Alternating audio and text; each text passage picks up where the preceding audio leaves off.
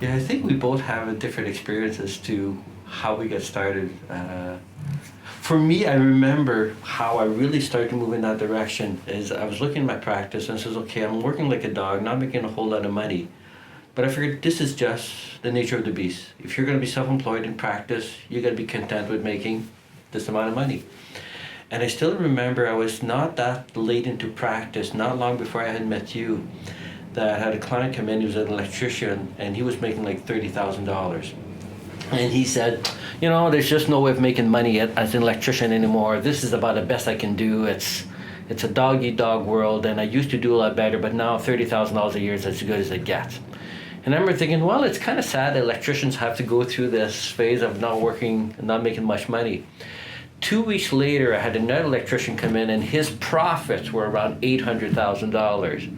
Working in the same city, under the same environment, under the same conditions, making $800,000 instead of $30,000. And I thought, okay, this bullshit about it's dog-eat-dog world and there's just no way to make more money. And then I realized, okay, what's the second guy doing that the first guy isn't? Then I realized I was more like the first guy.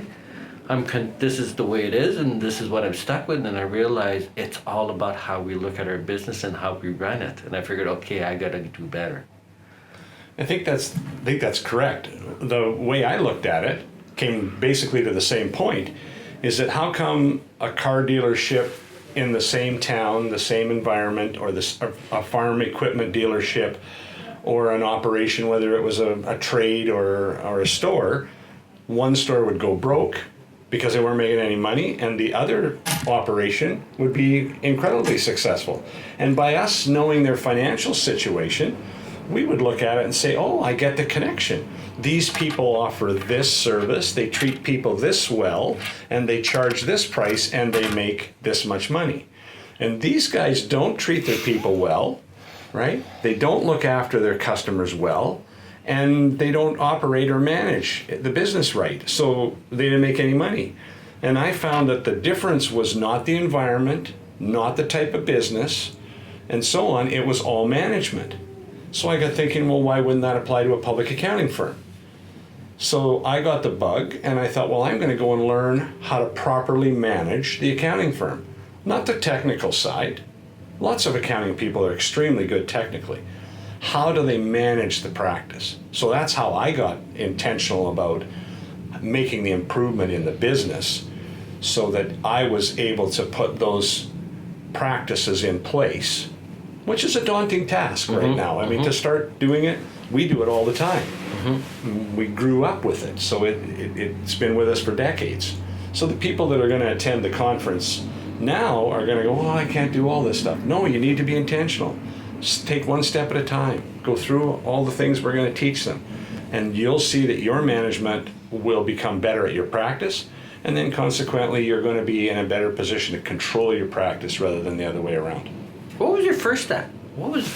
How did you get from, okay, I could probably do better, I don't even know where to get the information on how to do better. How did you make that first step? Where did you come across for you to say, there's the place I need to be, or the person I need to talk to? Or I knew there had to be some place that it was there. So I started scouring around Canada to see where there might be an opportunity to learn that. Well, I thought there would be bigger centers. I'm from a small town. I thought, well, okay, there'd be big centers that have it. No, I couldn't find anything that was really appealing there. I thought, well, there must be somebody in the United States that would do it. So I went and searched a whole bunch in the United States, and I found a practitioners forum in San Diego.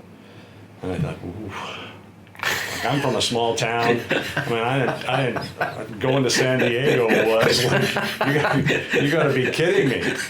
And then I got thinking, I'm not sure I can afford the money to go, and I sure as heck couldn't afford to be away from the practice for 3 or 4 days at the conference plus my travel time. And so it was a real gut-wrenching decision to go, I just have to go. This is going to change my life. And it clearly has. Okay. And we've never talked about this, but that first event that you went through, what were the things that really kind of, wow, do you remember some of those aha moments? Yeah, I think the ones that got me thinking the most were about all you people that don't want to keep track of time. And I haven't met a practitioner since this morning that didn't like to keep track of time, is that's what you have to do. And what are the ways we can keep track of time? How do we actually mine all of the information and all of the time that is in our time records? Well, if there's only you doing the job and doing the billing and doing the everything, well, you can remember most of that. But many firms today are not just one practitioner. They've got people that are helping them. They're people that are doing some of the work and more detailed work with the file. Well, how do you know what went on in the file? How is it different than last year? And I got thinking, well, that happens to us all the time, right? So, well, let's start doing that. And the one that blew me away, and I don't remember whether it was the first one or a subsequent forum that I went to, and it was about value billing. And all accounting people are X hours times X rate gives me the bill. And then we would go, ooh, I can't charge that much. So we would discount it. But we never looked at it the opposite way, saying, wow, I saved that client this much money. And I was able to save them that much money because of this. And so my time in the file is not a glass ceiling, 10 hours at $50, $500, and say, well, okay, that's all I can bill. No, you look at it and go, I saved them. I remember one job that I saved them about $70,000. Now this is back 25 years ago. Saved them $70,000, and we had about $2,500 in the file.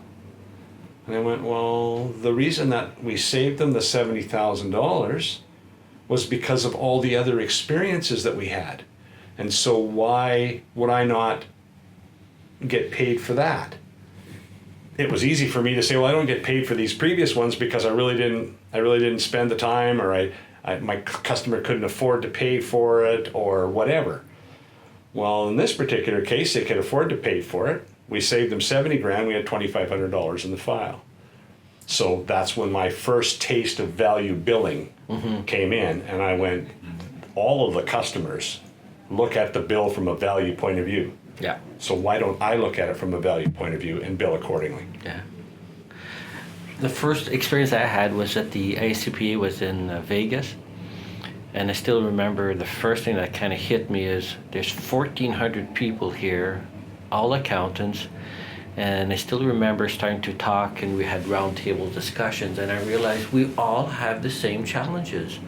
And what really struck me is that it doesn't matter where you're from, whether it be Canada, and there's even people from Mexico at our firm, at our table, and it says we all have the same challenges. It's all the same.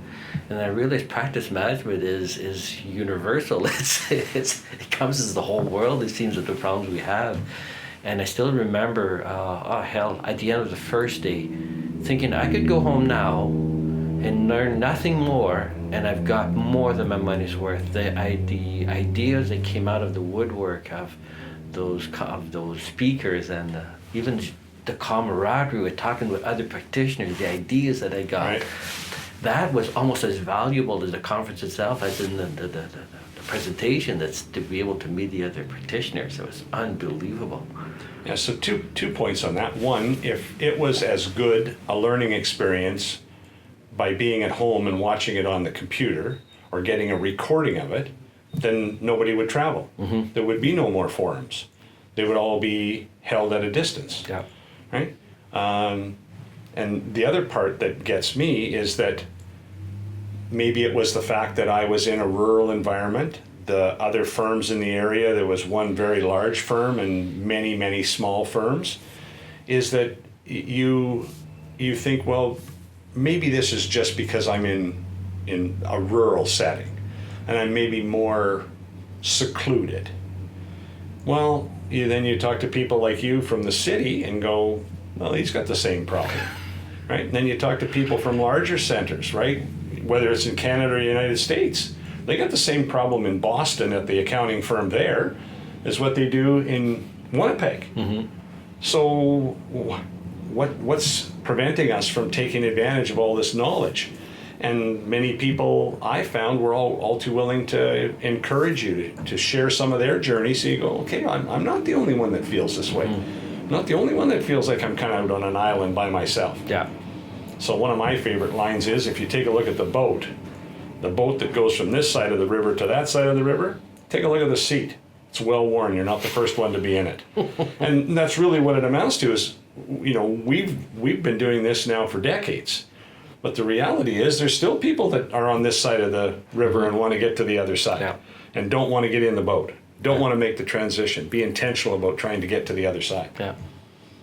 And for me, it's kind of funny. I still remember, attending conferences, and I would attend a ton of conferences on taxes and all that because it improved my skills, and I figured if I can improve my skills, I can probably make a few more dollars.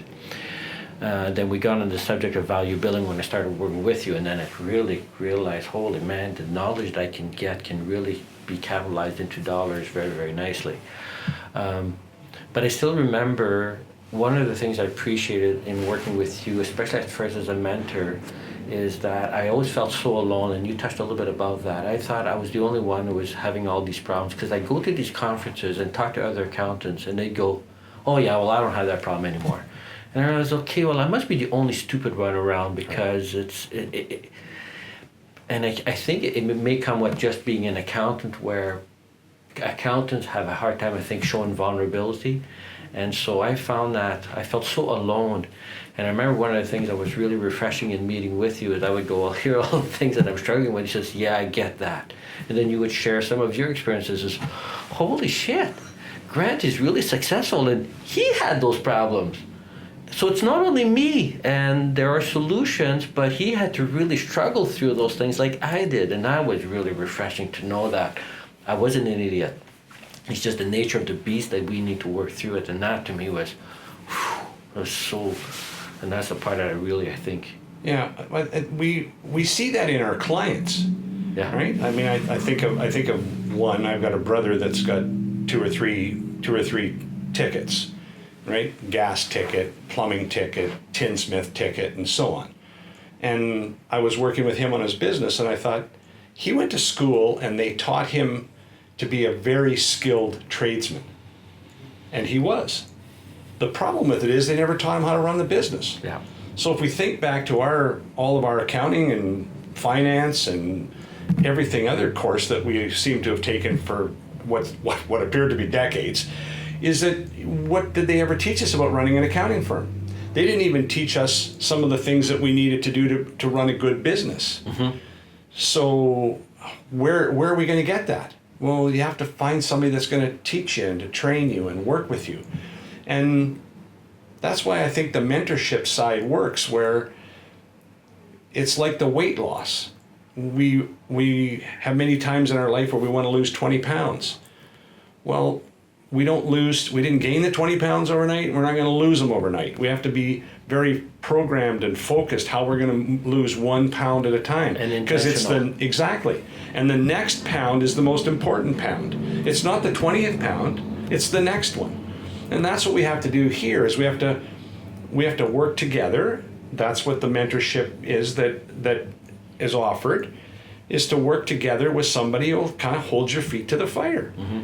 Some people don't like having their feet held to the fire. Mm-hmm. I understand that. Yeah. Sometimes I don't like it either, but my wife says I should. But the point is that you will find that the success is faster, it's higher, and better when you're working with somebody who can actually lead you and train you and teach you. Yeah. The same as some people go and take golf lessons. Yeah. Well, why don't you just learn how to golf by yourself? Yeah. Because you can learn to get better, faster, and you can reach a higher level of golf skill by having somebody teach you. That's really what the mentorship is. Yeah. And you touched on something a little bit earlier today when we had talked, is that, should have lost my train of thought. About the tenacity, and I still remember, you saying certain things. Well, Jangi, here's what you need to do. And I would go, you are out of your mind, Grant. You think I'm going to do this? And now the funny part is I am now working with practitioners and telling them the same thing, and they're going the exact same thing and asking the same questions I used to ask and being in disbelief. Says, you want me to do what? But what I found is interesting is how different people react differently. There are certain practitioners where I'm going to say, here's what you need to do, and you can tell they have no intentions of doing it. And there are others who are like me, who are saying, okay, I don't like it. You're going to have to sell me on it, and I would keep drilling you with questions until you convinced me. Because I kept thinking, if he wants me to do this, there's got to be a reason. I just don't like what I'm hearing. And I think part of the reason I think my mentorship with you worked so well is part of it because, like you said, I was tenacious. It says, oh shit, he wants me to do what? And I would keep pressing you. Say, okay, Grant, I don't get it. You gotta sell me on that. I don't know if you remember those discussions as well as I do, because I'm the one who was suffering the pain. Well, very much remember them. And when I would say them to you, you go, oh, you want me to do what? Like, there's no way. And I would say, well, that's exactly what I said. Right? When I go to the conferences and try and learn how to do this, then I would go, I can't. I'm from rural Manitoba. Yeah. There's not a chance I can get away with doing that. Yeah. I'm not gonna have any customers left. Yes, exactly. They're all leaving. So when I would tell you, you'd say the same thing. Oh, I can't do that. Well, then after a while, it's exactly like when you're working with your child. Is that after a while, when you have repeated successes, so I would say, I want you to do this, and I want you to do this. And it wasn't as if, look, you're going to darn well do it. Mm-hmm. No, it's you are participating in this process. You had to buy in. So you'd ask me the questions, push back a little bit, and I'd say, well, okay, well, tell you what, try it. Yeah. Humor me. Just try it. And then you'd come back and say, I can't believe how that worked. And then the next time I went to tell you to try something, you'd go, I don't like it, but the last time, what you told me last time worked. Yeah. And I'll try it again, but I don't think it's going to work. And then you go, it worked again. And so after you get a bunch of positive feedbacks like that, when that feedback comes in, you go, okay, I'm a little more eager, less resistance because there's a proven track record. And the other part that I found so difficult is, and whether I come in as a mentoree or as a mentor, is so counterintuitive. There's so many things you told me to do, and it says, you're out of your mind. Yeah. It's not what I've been taught in school, in life, and all of that. Like the whole thing about raising fees. For that, I was scared because we were always taught, well, if you charge lower fees, you're going to get more clients, so you can't raise your fees, otherwise you're going to lose your clients. That's what we're kind of always taught. And then we realized, no, actually by increasing fees, I almost got more clients because I was able to divulge better and service and all of that came with. That was really weird. Well, the other part of that's a good point. That's part of how you can get more clients. The other part is that there are people out there that are not looking for an 8-year-old Prius. They're not looking for a 10-year-old truck. So what they're looking for is somebody that is professional, knowledgeable, interested in their well-being, and cares about them. Well, if I was charging, I always like to use $100. If I was charging $100 and the market was saying that was worth $250, then you know what my line is. That tells me that you know your market value more than anybody else. Mm-hmm. So if you're only worth $100 and everybody else is in the $200 range, you're the one that's wrong, you're the one that's not as clever, you don't think you're that good, or you put your price where it needs to be. So when we go through that and we talk to our clients and tell them, we know we charge $200, in fact, the perfect line is that my guy is really good, but he's a little bit expensive. Yeah. Right? Or she's really good, but she's a little bit expensive.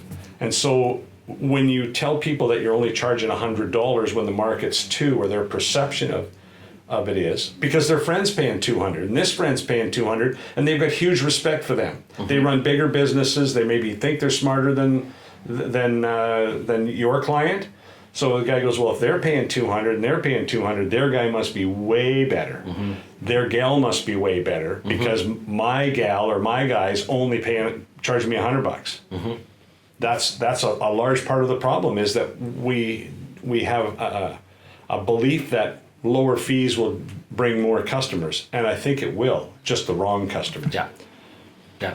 And something you touched about the glass ceiling, and I still remember it took a couple of years in me working with you before my numbers really started showing. There was some small progress, but not terribly big. But I still remember, I think it was about the third year in, where I really started seeing some huge progress in my numbers. And I still remember meeting with you in Edmonton, and I've shown you my financial statement. And I think in that year I had made about $100,000 of profit.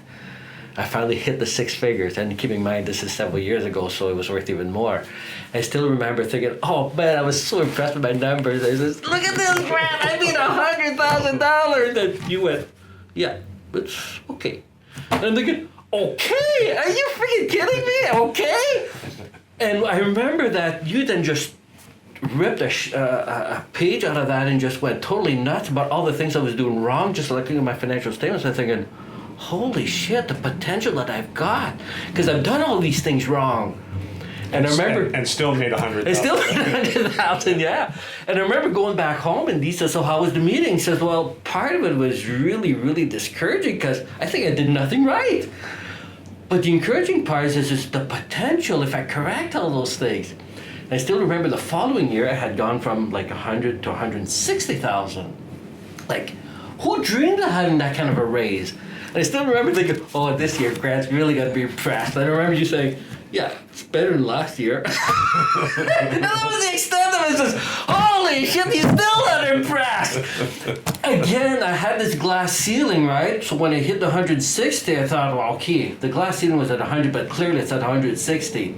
And then when you looked at it with kind of, and you realize, holy crap, the potential is not even here. And I still remember the following year, I think it was like $250,000. I was like, oh my God, like the progress and the speed in which I'm increasing my profits is just mind-blowing. And your reaction was still the same. And I think it's about the third year when I hit about $250,000 and your reaction was still kind of blah, that I realized there's no limit. There's no limit as to what I can earn with this practice if I keep doing things better and keep working at it. And that was a phenomenal experience to go through that. And you remember those, man. I would have liked to think I was more encouraging, but no, you were. It's just that you were then showing me, here's the potential now. Imagine if you did this, here's what your bottom line could be. And I said, holy crap. And that's exactly why, it was a phenomenal experience. Well, part of it is that exactly the glass ceiling. That part of it is that we believe that a top-notch accounting person, right, she's only going to make this much. Mm-hmm. Well, the reality is that's not right.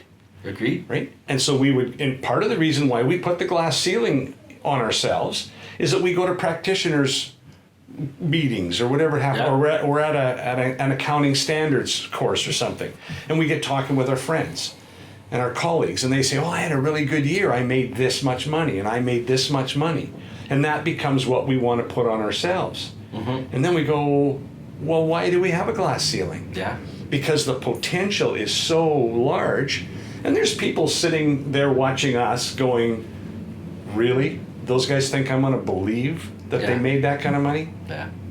Believe it. It's there.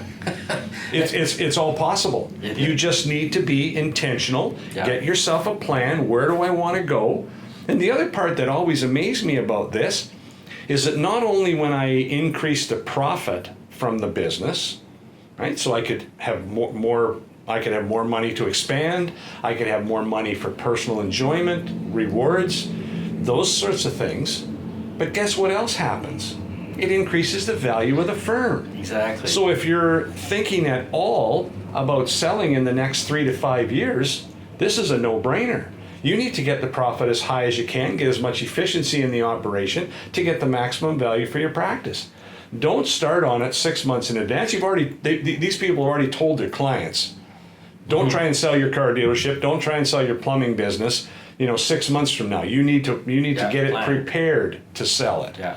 And we need to do the same with our own firm. But in the meantime, if you're not going plan on selling for 20 years, you may as well have a better crop all the way along. Why would you not want a better crop? Exactly. So then let's turn around and get a better profitability picture. Yeah. And the other thing I think it did with the whole mentorship is not only were you very critical, and I mean this in a very positive way, about how I operated and really helped me look at my numbers a different way, but what I really appreciated is the accountability of it all. Because I don't know how many times a decision would come around and says, oh, I gotta go left or I gotta go right. Left would be so much easier. And I said, oh, if I go left, Grant's gonna eat me alive. Okay, I'm gonna go right. And it's amazing, even as an adult, having my own business, I still have the teacher-student mentality. Like, I don't want to do my homeworks because I don't want the teacher to give me shit, you know. And it's amazing how that feeling never goes away, even as an adult. Right. It was important for me to know that that you weren't gonna beat me up, and eat me up, and spit me out, but to maybe some way impress you. And it's amazing how that is, even. Because it was my benefit. It was for my own benefit, not for yours. Yeah. And it's amazing how the mind is really weird when it comes to that. Yeah. Which is a little bit like the weight loss thing. Yeah, exactly. The other side is that you would sit there and you would go, okay, this is what I think I should do, but if I was to call Grant, what would he do? What was he likely going to tell me? So then you'd call me. Mm-hmm. And you'd say, this is what I've got, what do you think I should do? And I'd say, well, sometime at the first, I would give you the answer. Mm-hmm. I'd say, well, okay, this is what I think you'd do. I knew it. I knew it. I thought that's what you were going to tell me, right? And then after we did it for a while, then I would say, what do you think we should do? Right? Because that transition has to come where the first time I was basically confirming what you had in mind, and then you said what you wanted to do, what you thought was best, and I'd go, absolutely spot on. Yeah. Right? How about just a little tweak, and how about this way? Oh, good idea. Yeah. Right? And then away you go. Yeah. And that's part of this mentorship, is that I've worked with other people, other accounting firms, many of them not as successful as what you have been, and the point there is that they got some of the information and they took their profit from $100 to 120 or 150, never having believed they were going to get to 125. Mm-hmm. But now we're at 150. And then they would go, well, I'm good. That's good. I'm above average. Yeah. I'm cool. Yeah. Okay, well, if you want to do that, that's fine. But you and we're not happy about above average. Right? Mm-hmm. That's just not who we are. So we would want to go further.